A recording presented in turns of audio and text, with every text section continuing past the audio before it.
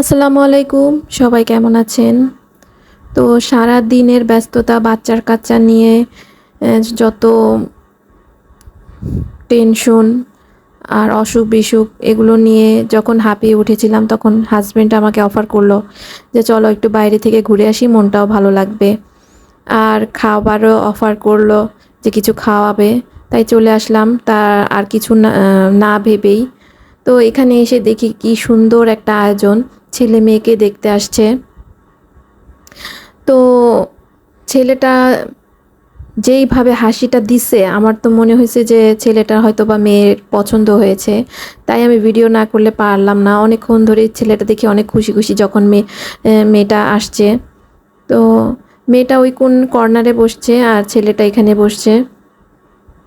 দেখেন কি সুন্দর করে হাসতেছে। এই যে মেয়েটা এখানে অনেকক্ষণ বসে থেকে আজাইরা ভিডিও করলাম, তারপরে অপেক্ষার পালা শেষ, চলে আসছে আমাদের খাবার। এই অসাধারণ খাবারের নাম হচ্ছে ফালুদা। এই খাবারটা আমার অনেক পছন্দ আর দেখতেও এত লোভনীয় যা বলার বাইরে। আর এই হোটেলে আসলে এই এই খাবারটা অবশ্যই সবাই খায়, আমি প্রায় সবাইকেই দেখি খেতে।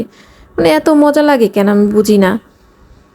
যাই হোক, বাসায় বানালেও হয়তোবা এরকম মজাই লাগবে, কিন্তু তারা মানে যা যা আইটেম দেয় সবগুলোই খুবই মজাদার।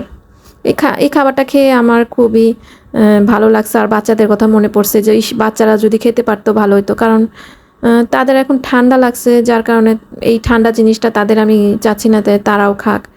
তো আমি অবশ্যই খাওয়াবো তাদের। আর এইখানে আমি একটু বলছিলাম আমার জামাইটারে যে আমার একটু ভিডিও করো তো দেখি, এই এই ফালুদান সামনে রেখে আমাকে একটু ভিডিও করো, দেখো তো কেমন লাগে। তো এই ভিডিওটা করছি, আপনারাও জানাবেন যে কেমন লাগছে।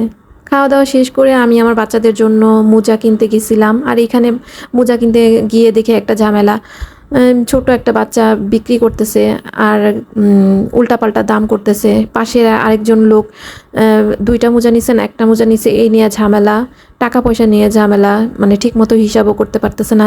এইগুলো নিয়ে অনেক মানে ছেলেটা বুঝতে পারতেছে না কি করবে না করবে। ছোট বাচ্চা দেখে অনেক মায়া লাগছে আমার। তো আমিও আমার বাচ্চাদের জন্য 4টা মোজা কিনে নিয়েছি, 4 জোড়া মোজা কিনে নিয়েছি আর কি। এই 4 জোড়া মোজা আমার বাচ্চাদের আগের মোজাগুলো অনেক টাইট হয়ে গেছে, যার কারণে কেনা। তো আমার কাছে খুব ভালো লাগছে মোজাগুলা। আর এই তো এই মোজাগুলো কিনে বাসায় চলে গেছি। ভাবছিলাম আরেকটু হাঁটাহাঁটি করব, করে তারপরে বাসায় যাব, কিন্তু বাসায় বাবুদের রেখে আসছি, যার কারণে তাড়াতাড়ি বাসায় চলে যাওয়া, কি আর করার। তো আজকের এই ভিডিওটা আপনাদের সাথে শেয়ার করলাম, কেমন লেগেছে অবশ্যই জানাবেন। জামাই যদি প্রতিদিন এরকম অফার করতো কি যে মজা হইতো, আর প্রতিদিন খাইতে পারতাম বাইরের মজার মজার খাবার, তাইলে অর্ধেক ফকির সে তাড়াতাড়ি হয়ে যেত। আহারে, বাচ্চাটাকে দেখে কি যে মায়া লাগছে আমার।